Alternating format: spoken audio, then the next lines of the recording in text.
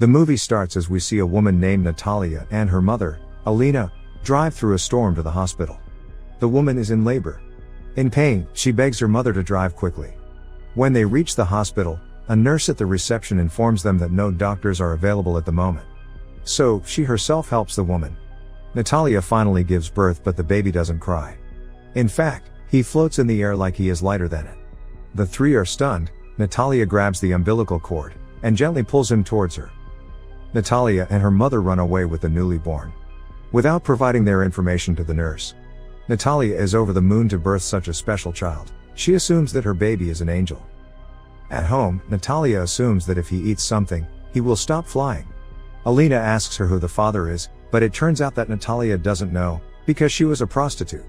Alina then declares that the child will not be allowed to leave his home. She wants to protect the baby from the cruel world outside. The following morning, Alina wakes up to the child sleeping on the ceiling. She carefully brings him down. The two name him Oscar. Just then, 4 friends of Alina arrive at their door to have a look at the newborn. Natalia ties the baby to a crib with a belt and covers him with a blanket. The women do not suspect anything. One of them tries to pick Oscar up, but Alina doesn't let her, saying that the baby is fragile. The women then leave.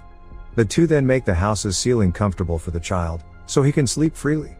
Alina tells people that Oscar is allergic to the sun, so he cannot come outside. Cut to a few years later, Oscar has grown up into a beautiful child now. He is still not allowed to go outside the house by his grandmother.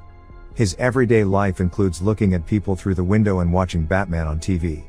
Alina also teaches him to read and write at home. One day, Natalia makes him a jacket with weights on its pockets. This makes Oscar able to walk on the ground.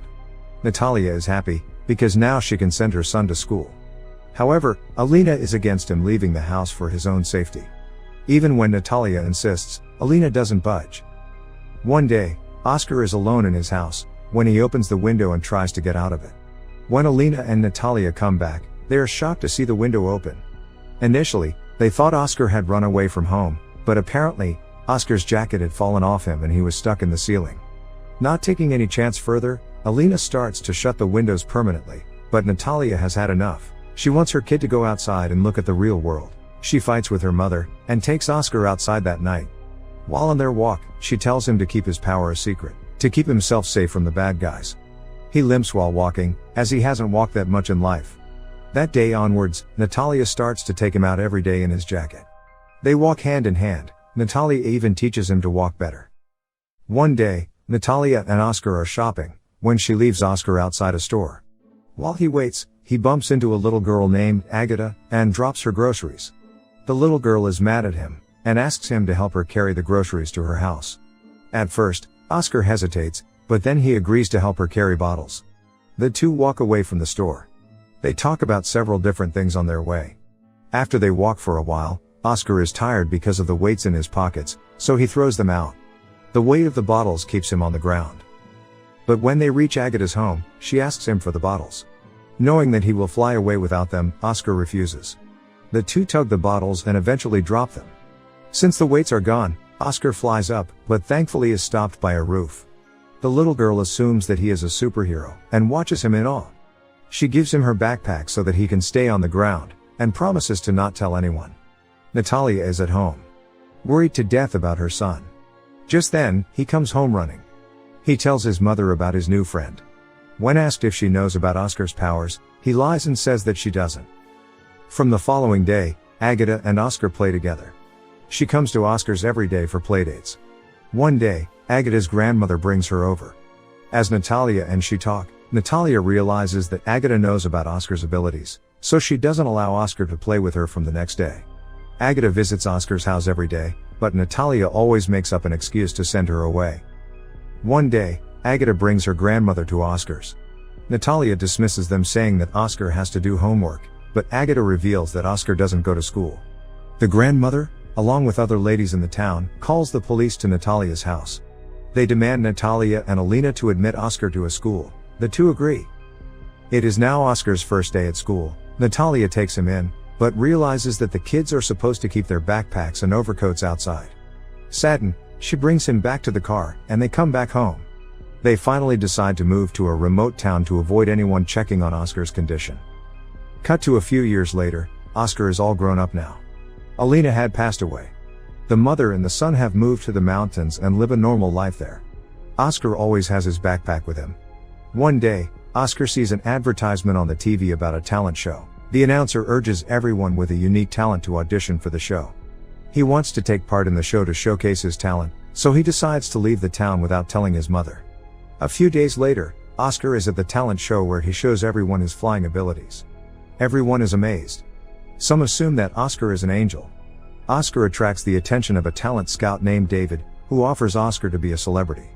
David tells him that he will be called to TV shows to showcase his talent. Oscar's biggest dream is to have a book written about him, and David promises to make that happen. Without hesitation, Oscar signs a contract with David. Then David gives him the title A Man Without Gravity as his stage name. After signing the contract, David gives him a luxurious house as a gift. He wants his mother to stay in the house as well, but David forbids it. The next day, Oscar starts performing on TV shows and appearing as a model in magazines. As he keeps flourishing, initially, he loves the fun city life, but gradually he starts feeling empty and bored. He starts gaining a lot of fans. To make Oscar even more famous, David deliberately creates false stories about Oscar. He even makes a museum about Oscar, where he displays random items as his belongings to profit off them. Later, Oscar protests about the media spreading false information about him. He doesn't want to live his life like this anymore. He is bored of the celebrity's life, so he asks David to terminate the contract. But just then, David mentions a publisher wanting to meet David to write a book about him. Hearing this, he changes his mind. His dream of getting a book written about him is finally coming to life. He is beyond delighted.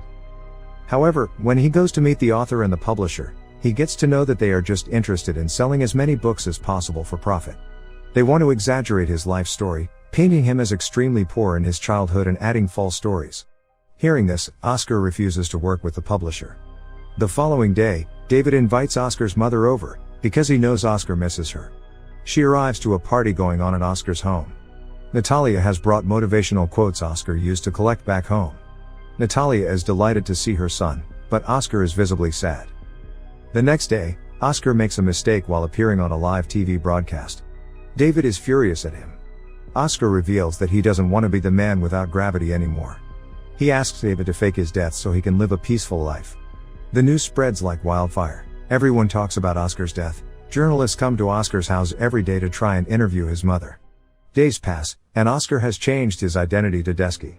He changes his appearance and pretends to be handicapped, so he can tie himself to a wheelchair when going outside.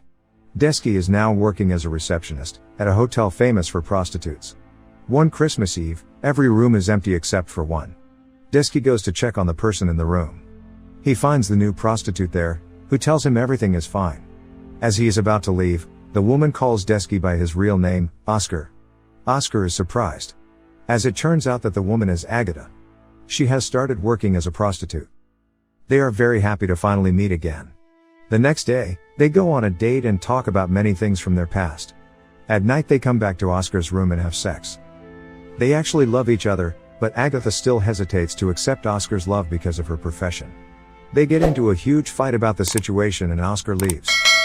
The next day, Oscar goes back to his old town to see that the place has been deserted. The museum they opened to display Oscar's belongings has been closed too. He goes inside his old house, and stays there for a while when suddenly someone knocks on the door. It is Agatha dressed as her younger self. Seeing her like that, Oscar smiles.